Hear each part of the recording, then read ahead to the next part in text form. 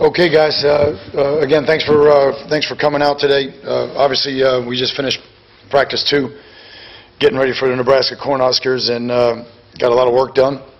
Coach is going to watch the tape now, and somebody's got a call here. Is this you, Pat? We got a call here. This is it. Yeah.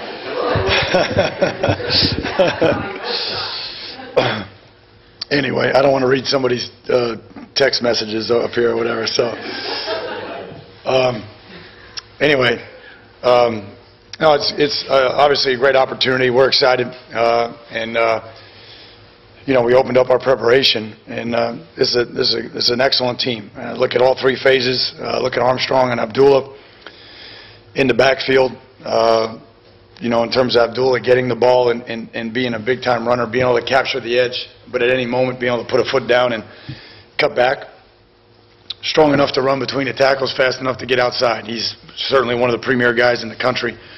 Armstrong's doing a great job, close to 90 yards a game rushing. Does an excellent job getting the ball down the field to a great receiving core. So from that standpoint, they're a challenge on 3 levels. And on defense, as physical as we'll see all year. Down 4 is big and strong, veteran group. And then obviously the back 7. On my depth chart, I get a list of returning starters, and they're almost all returning starters in the back group. So excellent kicking game. Looks like they found a punt returner last week. So, again, great challenge, all 3 phases. And we're going to need a great week of preparation. So with that, any questions you guys have, we'll get this thing going. Al, has there been a moment since Brad got here when you looked at the game film or practice film and said, I didn't know he was capable of that? Have you had one of those moments? Well, we were excited about Brad and coming in, for sure.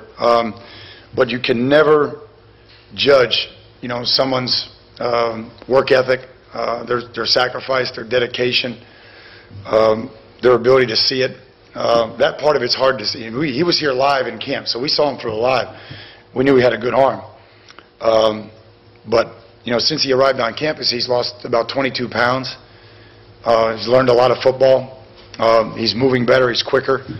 And he's just really mature, Tim. So we're excited about him. And obviously, we had a whole group that rallied around him on Saturday, which was great. Do you think it cemented, just to follow on that, do you think it kind of cemented him as the leader of the offense when I know you don't want to have one. Sure.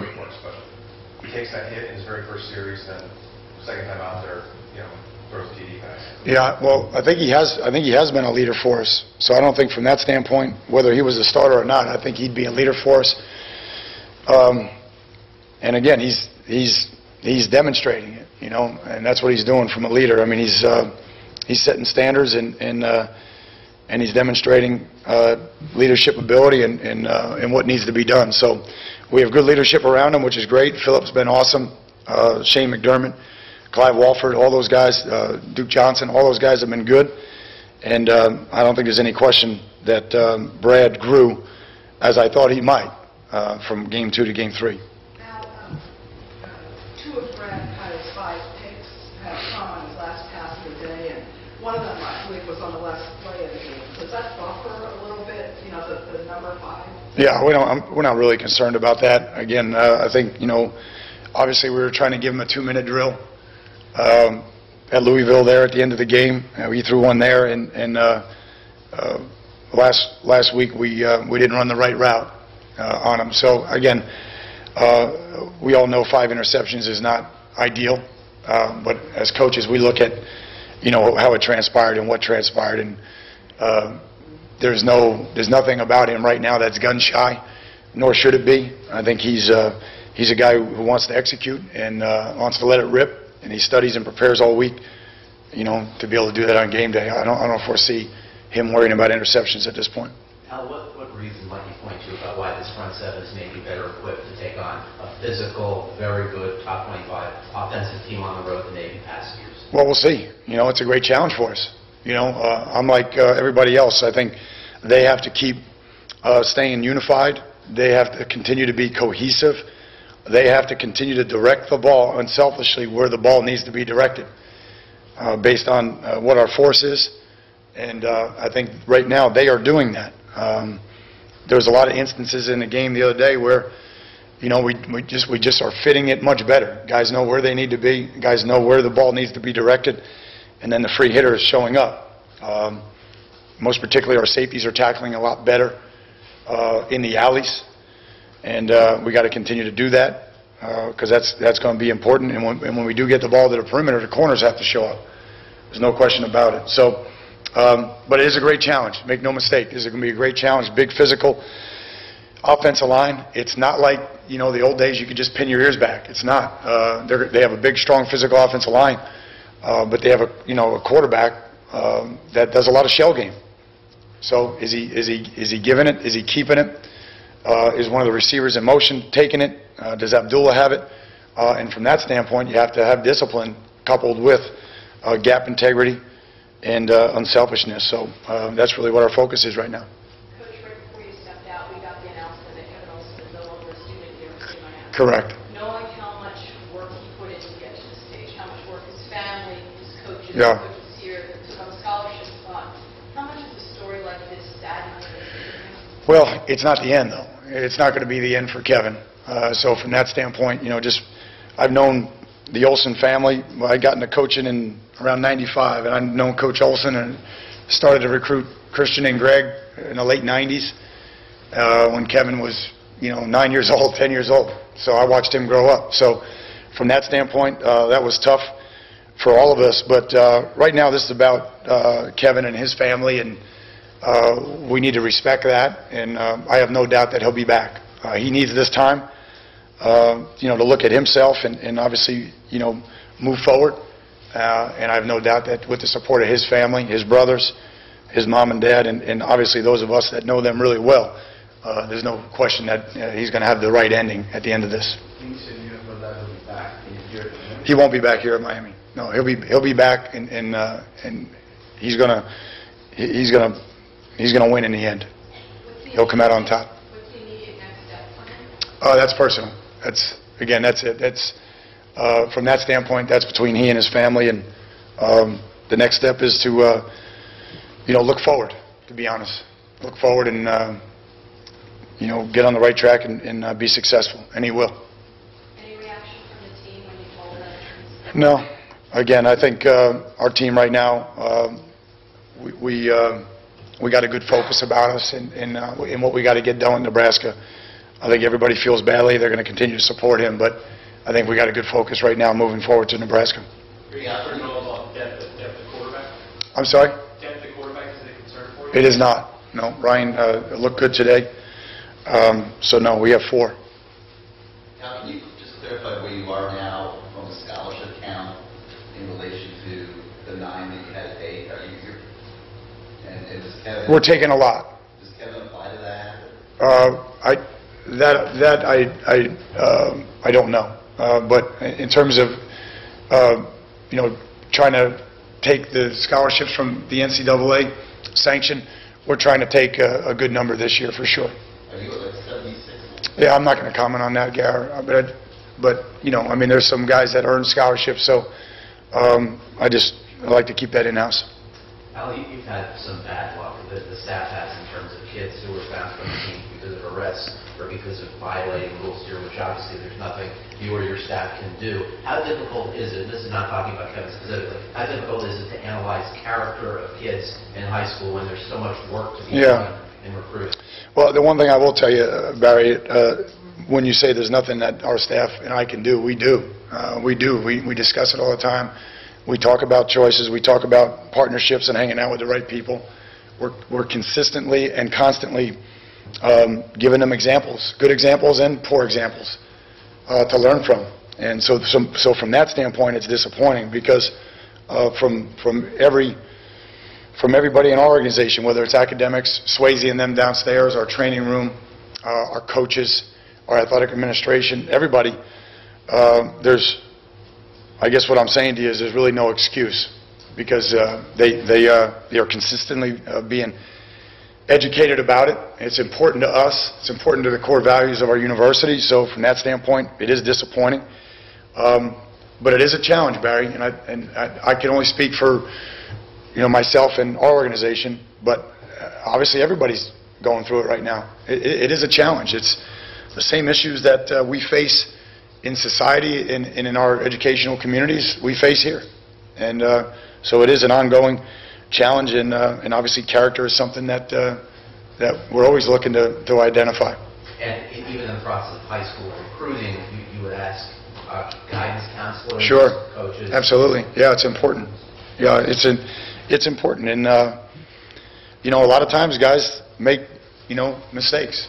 It's as simple as that. Maybe, when they were in their high school or living at home, they made certain choices, but given the freedom of college, they make another decision. We just try to make, there's poor choices and there's irrevocable choices, and we just try to eliminate the irrevocable choices as much as possible. What was McNeese able to do in getting close to Nebraska until the end? Well, obviously, I think the quarterback did a tremendous job executing, but McNeese played really well in all three phases. To be quite honest with you, they were aggressive. Took the ball away, which obviously helps when you're in an atmosphere like that. I don't think there's any question they did a good job doing that. And they executed really well. So, from our standpoint, McNeese, we don't do too many things similar to them, but there are some things in all three phases that we looked at there, and just like we looked at the other two games as well. Now, going back to the last half of last year games that of this magnitude have not gone particularly well, how does it reach for y'all? How does that impact, say, this game? What could this game be? Well, again, for us, as I said, going into and coming out of the Louisville game, I thought we had a good look. I thought we had a good mindset. There's no question that we were prepared. We had confidence. We just didn't execute in a couple of situations. So the biggest thing for me is for our team to trust our training. Everybody just do their job. I know they'll be excited. I know they'll be confident. And what we need to do is just everybody execute, do your job, the way you've been trained to do it. And don't make it bigger than that. And to be honest with you, and that's what I'd like to see our team do this week. Bring that training to the game. Al Duke's, I think, averaging 14 carries a game. Is this kind of the workload in the beginning of the season you kind of want them to kind of come out maybe with a life term? No, I think, what do you have, 20 at Louisville? Right. Yeah, if he's in the low 20s, I think it would be good. Obviously, we had an opportunity the last two games to get him out after he had a good run. It wasn't like he just sat out, but he had a good run, good dose of carries. But we didn't need any more than that the last two games. I thought it was more important that we get Gus and Joe and Gray opportunities to carry the ball and develop our depth there. So, but there's no question he's ready to run the ball, and clearly based on his workload the last 2 weeks, he should be ready to run it. I'm sorry, go ahead. I'm just going to just ask you Bryson Berrios. I think he's got 5 catches or downs up there now. Just as a true freshman, what makes him so good at just getting open on those? Yeah, he's smart. He's nifty. He's got good body control and knows how to sit down versus man and uncover himself. To be quite honest with you, and he's caught 2 corner routes already. So he has vertical speed and he's precise with his depth. So the ball's thrown on time, and the quarterback can throw him to the corner too, which is good. So meaning away from coverage. So he's been effective, and let's be honest. I mean, he's a competitor. He wants the ball, which is great, and hopefully he'll continue to improve there. After the Louisville game, John and Shane talked about communication being an issue on the line. How much of an effort have you all put into that this week, knowing they're going to face kind of a similar environment or louder at Nebraska? Yeah, I mean, it's going to be loud, but Christy, there's no excuse, and we have to make sure we're doing a good job of communicating, and we got to control our variables. At the end of the day, I don't think there's anybody in our organization, including our quarterback, that think we're the same team that we were against Louisville, and now we have to go out and do it. We have to go out and show each other. So whether that's communication, line of scrimmage presence, game day, all the guys that played, anybody that played for us, that maybe hadn't been in that atmosphere, all that's gone now, and now we got to go play. Have you done anything differently to focus on their communication? I don't know how we do anything differently. I mean, I can't take the music anymore, to be quite honest with you, and the crowd noise. And I mean, we just, our heads are ringing after every practice now. So we have no voice coming off the field anymore because nobody can hear us. It's a player's delight. I wish I had it when I was playing, I promise you. So, but no, I mean, we just got to execute. There's no excuses. You know, if there was communication issues, we have to find a way. Okay, and whether that's corner to safety, safety to middle linebacker, center to guard, guard to tackle, whatever it is, we can't have any excuses. And we got to practice this week really hard, develop good habits, and then bring those habits with us when we get to the game. Has Art remained in the coach's box and finish right here? Or has he been on? Art was on the field last 2 weeks, right? Yeah, it was Louisville. Yeah, Louisville. He was up. He's been on the field last 2 weeks. How much does that help you with communication with the offensive line? Yeah, I don't know. I don't want to make it bigger than it was. We didn't play as well as we needed to play. To be honest with you guys, you know, if we're down inside the 10 3 times and you get 3 points, you're not going to win the game. You know, you're not going to win the game. So there's a lot of things every week that we can do better. Communication was one of them there. Our execution in the low red, our kick coverage, which again showed up last week, that we got to get fixed. We got to put our egos down. Everybody, starting with me, put our egos down, look at what we're teaching, how we're teaching it. Players got to look at how they're learning it, how they're communicating with each other. But there's no excuses. And I go back to that Louisville game, Chrissy, because, you know, the trick going into that game was for us to rally around the quarterback. And we weren't precise enough. We didn't run the ball well enough, and we didn't protect well enough. And we got to do all those things in Lincoln. Now, it's not a trick question, I promise, but is there a reason why so many coaches prefer to open a game with their defense on the field? I don't know. I feel like it's a trick question. No, I don't know. I think, you know, you want the ball, you know, in the start of the second half, for sure. But, you know, you kind of, you don't know how, you know, you really don't know how it's going to go early in the game, but you know you're going to get the ball to start the second half. I guess everybody's different from that standpoint. Again, I think more often than not, unless the weather indicates otherwise, that's kind of the way I go. I don't really know how other coaches handle it, but Does it ever enter into the thinking that there's a chance to really get consecutive possessions if you end in the first half with a possession as well, then you have, you know, sure, that's part of it too. Sure. Yeah, I mean, I just don't. You don't know how it's going to unfold. You know, if you get a turnover, now you feel like you're up 2. You know, you're up 2 possessions. So again, you always try to see it from a positive standpoint. If you end the second quarter on a drive and get it back, then again you got a chance to get it 2 in a row. Which defensive guy do you put it back on the kick coverage team? Yeah. Again. Well, I mean, look. So I don't think it's a big secret, but I mean, you know, we got to get Dion back on there, and Artie Burns has got to be on there. Dallas and Fentress, Jamal Carter. I mean, so those are a lot of guys that Gunter. Those are a lot of guys that have played a lot of football for us. And again, that's my fault. I made a mistake as a coach last week, getting those guys out because of the tempo of the game and because of how many plays and the time of possession skew. I think we scored 3 times in 11 plays. Good news, bad news. You know, good news for the offense, bad news for the guys on defense covering the kicks and then having to stay out versus a speed operation. So probably should have just got them off for 1 or 2. But again, that's I was counting on some young guys to step up. We still need the young guys to step up, but we also need the vets to come back and fix, you know, what has been an issue for us. The punt team has been pretty consistently. Yep. The punt team has been pretty consistent with the vets, and we need better kicks too, Manny. You know, we need better kicks. We need more height on our height and hang on our kicks.